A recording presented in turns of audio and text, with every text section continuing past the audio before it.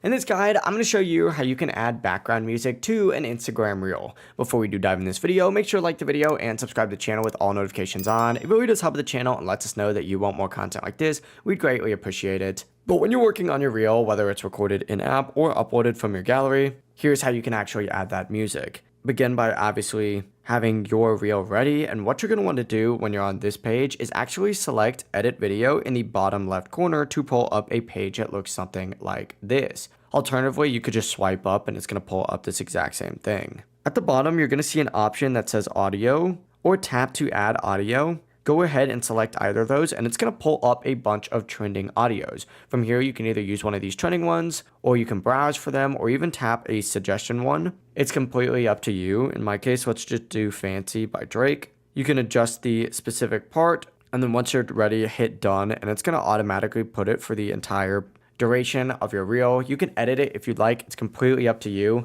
But that's it. You've now successfully added background music to your Instagram reel. If you do have any questions, don't hesitate to ask us down in the comment section below and we can help you out further. But before you do leave this video, make sure to like the video and subscribe to the channel with all notifications on. We'd greatly appreciate it. Have a great rest of your day.